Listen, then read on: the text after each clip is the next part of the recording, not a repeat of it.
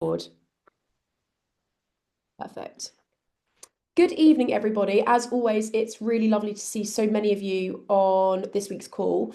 We're talking a bit more about nutrition this week, specifically about dealing with cravings. I've noticed that I've been chatting to a lot of you guys about this in the program, especially in the last week, talking about things like when we are dieting, having those cravings, which is a very normal thing. But also, specifically when we're talking about women or anybody here that has regular periods, dealing with cravings around your period as well. So it's not going to be all about that. This is for all genders, no problem at all. We're going to be mainly talking about cravings in general, and we're going to have a part in the second half of the talk that is talking more specifically about cravings around your period. So let's dive straight in. So the agenda for today, we're going to talk specifically about why cravings happen and why they're normal, why they do happen fairly often, common mistakes that we do make when we do have cravings, what to do instead, going through some practical steps that I'm hoping you guys are going to find really useful, and then also just some extra strategies, like I said, for period-related cravings at the end. And I'm hoping that everybody that's watching this is going to get a lot of benefit from it and maybe learn something new. So why do we get cravings, first of all? They are normal. Cravings are really your brain trying to get some relief in some way, and they're actually sometimes an indicator that there may be something that needs to change, whether it's with our diet, with our stress levels, with our emotions, whatever it might be.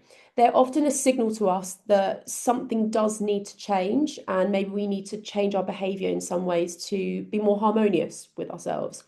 They're often caused by low energy, stress, habits, emotions, or hormones. So many things. And essentially, when we use food, maybe as something that's like an emotional comfort, a stress relief, or just a habit, oftentimes that's because it gives us this really great dopamine hit. And that's kind of what we associate it with, which isn't necessarily a bad thing. Like food is something that is social. It is something that obviously we revolve around. We need it to survive, and like we want to have a good relationship with food. But sometimes it can go in the other way, where if we only ever use food sort of as an emotional crutch or a stress reliever, that can have quite detrimental effects on our health in the long term. And that's when it's something that kind of needs to be addressed. So it's not always about physical hunger. Sometimes it is. Sometimes it's about physical hunger. But oftentimes, what I've found in the years that I've been a coach and also in myself and what I've noticed about myself over the years, it is also often about comfort, stimulation, or routine. It can also be triggered just simply by poor nutrition or restricting, particularly when we're talking about those of us that are currently trying to lose weight in a calorie deficit. Oftentimes, it can just be a thing of like there's something not quite optimal with our nutrition. So, they are the main reasons why we get cravings. And this is where we go wrong. I say we because I'm also including myself in this. I've made many, many mistakes over the years, as I often tell you guys. And prior to becoming a coach, I was really not knowledgeable in nutrition at all. And I would always be trying to get in shape, trying all these like crazy fad diet things and severely restricting. And I used to go through periods where I had the most intense cravings and I wondered why I could never stick to things.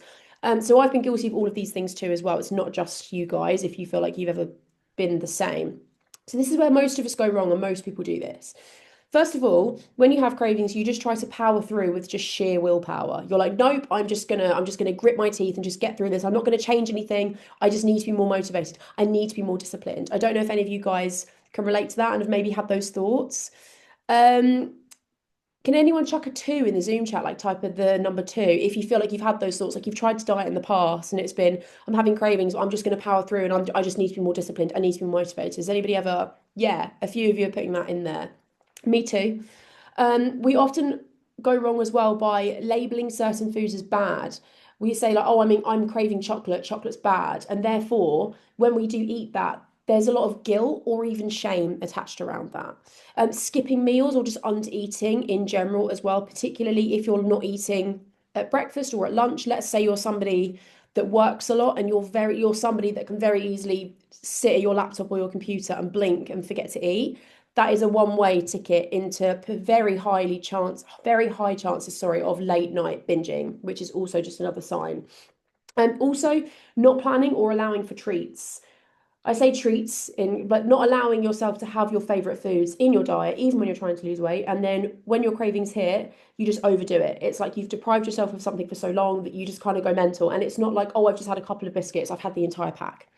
And the final thing is just ignoring the emotional side of cravings, thinking it is only a nutritional thing.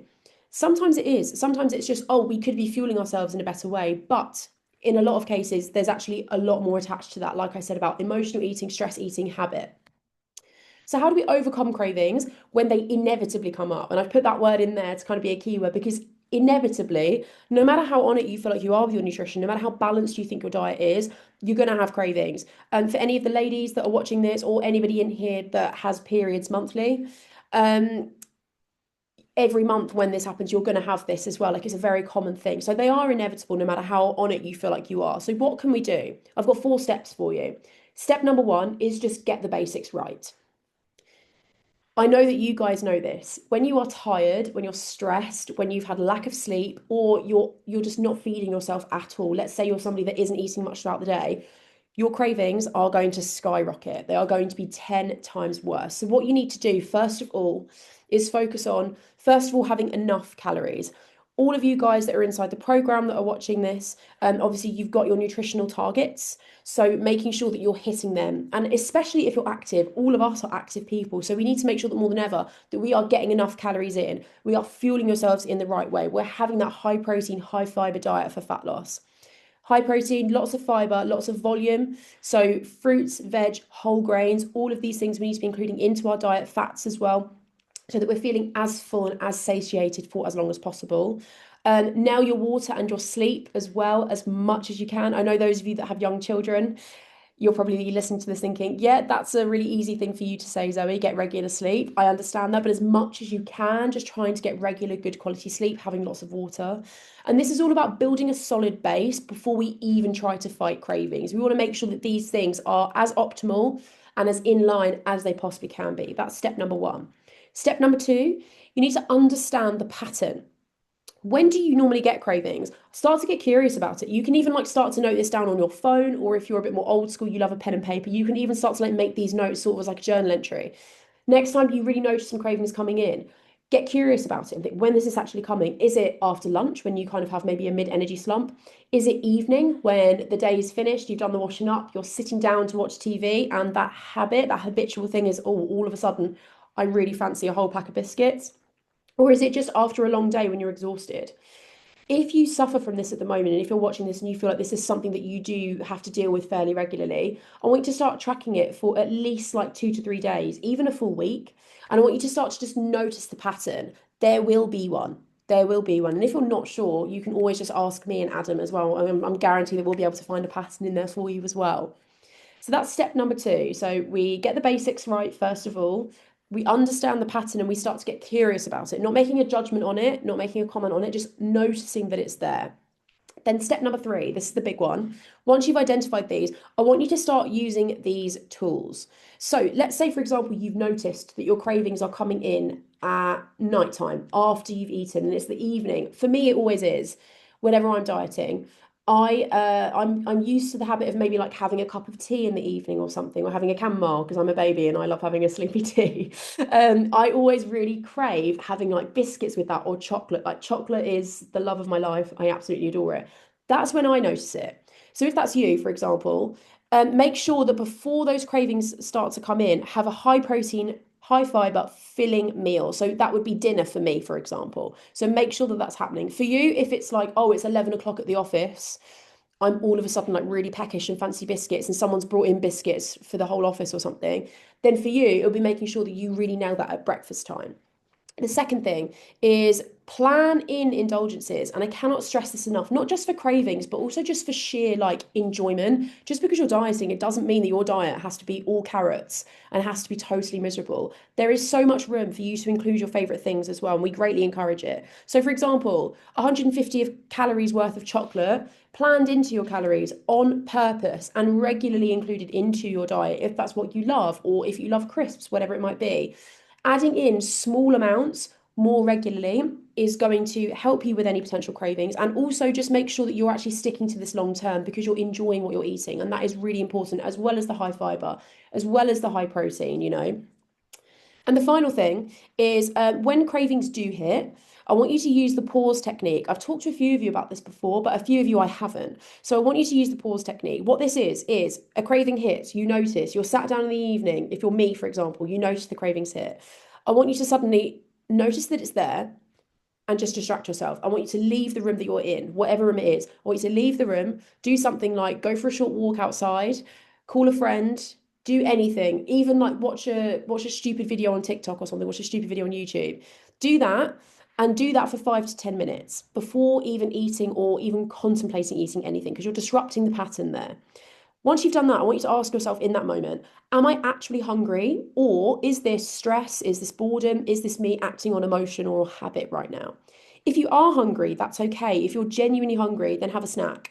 If you're not, I want you to do another activity that is non-food related that brings you joy. At the start of this call, I mentioned that oftentimes this is a dopamine hit, and food often can become a massive dopamine hit for all of us. So it's about acknowledging that it's there and not ignoring it, but just diverting and giving yourself something else that's a dopamine hit for you. This could be anything. This could be like, I don't know, going for a walk, particularly in the UK as the weather's really nice at the moment, going for a nice long walk, calling a friend, watching your favorite TV show, reading a book, playing music. Running a bath, it could be any of these things, or spending time with your other half or your children, whatever it might be. Do something else that really brings you joy. So you're disrupting that pattern and just replacing it with something else. And then you're realizing in that moment, actually, I'm not hungry and I don't need more food. I'm just purely running off of emotion here. And then just rinse and repeat. The more you do it, the more adept and the more in tune you become with your hunger cues. And you realize that actually aren't hunger cues, it's normally just a habitual thing that's coming in. So this is probably the most important step.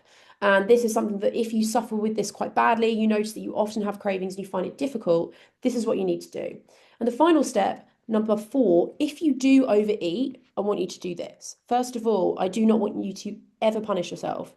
Never, ever, ever feel guilty or feel bad because we want to make sure that we're constantly cultivating a good relationship with food. And like I always say to you guys, there is no such thing as bad food.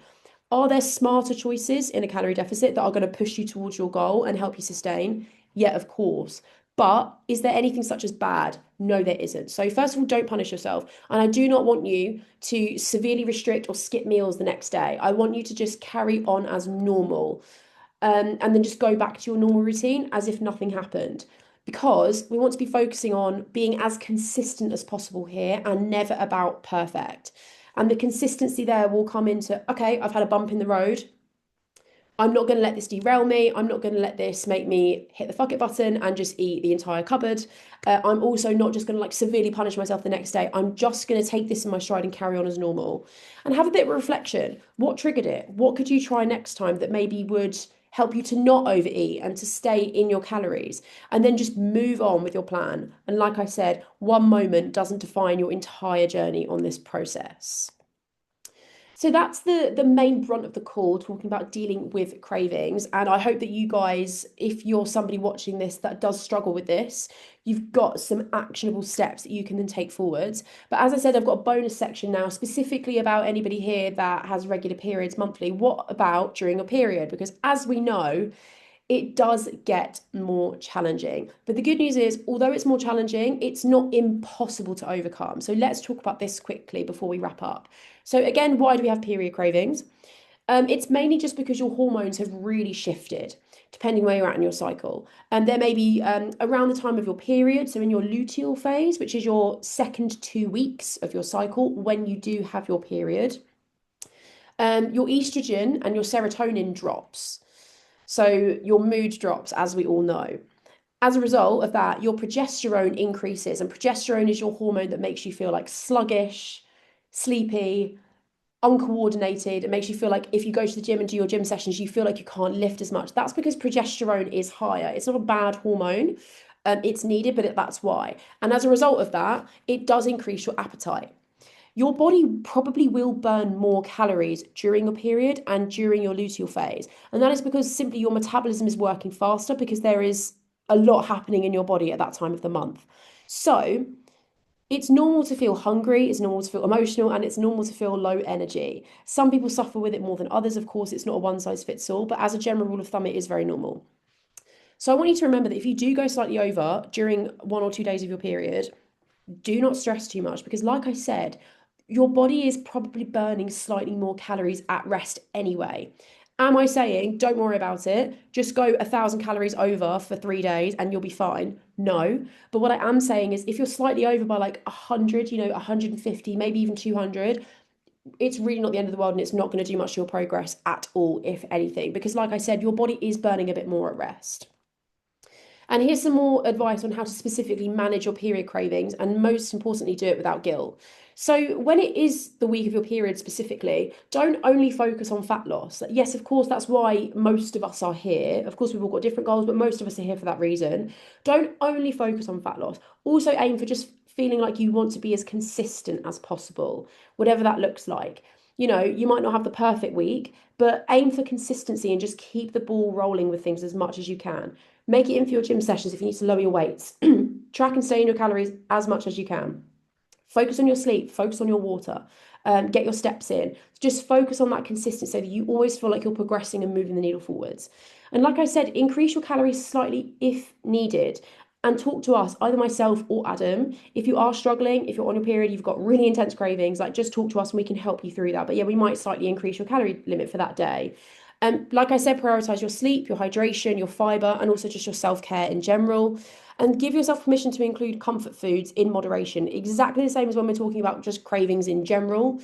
Make sure that you are adding in regular amounts of your favorite stuff in smaller quantities. And the final thing is typically we're going to be craving those really calorie dense options. Like we're going to be craving like fats, chocolates, all the things that we really enjoy. So if you are going to go for those options, pair them with something that is like high protein and high fiber and has also got a good amount of healthy fats in there because you'll have less quantity of the calorie dense thing, but you're still having it and we're not depriving. So an example could be a Greek yogurt bowl. So Greek yogurt, honey, some fruit, and some chocolate added on top. Or if it's savory, like a hummus plate, for example. So having, if it was crisps you were craving, crisps, hummus, veg sticks, pita, or something like that, or some olives, and make a little plate there. You're having the thing and nothing's off limits, but you're going to balance it with other stuff. And as a result, have less of it and be much more likely to stay in your calorie limit. That's everything specific about talking about dealing with your period. So that is everything for the call this week. I just want you to remember a few things before we wrap up. You don't need to or will ever eliminate cravings, unfortunately. They are going to be there always to some extent. You just need to know how to tackle them. The more balanced, nourished, and prepared you are for these sorts of things, the easier it's going to be for you guys to stay on track. Cravings are normal. They don't mean that you are doing something horrifically wrong or that you're like a complete failure. They are kind of a part of life. And willpower isn't the only answer. Get your basics right first. Make sure you're nailing those things before we even think to tackle the emotional side. Once you do that, you can then start to think of maybe are there some emotional or habitual triggers that are holding you back. And the final thing is understand your body. When they come up, like don't get angry at yourself, especially for you, for those of you guys that have periods. Like if you're noticing those cravings coming up, it's important to know that that's probably going to happen that time of the month, and learn to be mindful and to tune in with your body in that sense. So that's everything. Does anybody have any questions they'd like to ask me now live on the call? Feel free to unmute and you can ask me. If not, if you'd rather not, that's understandable. You can just drop me a message one-on-one on WhatsApp after this. But does anybody have any questions they'd like to ask me right now? Any burning questions?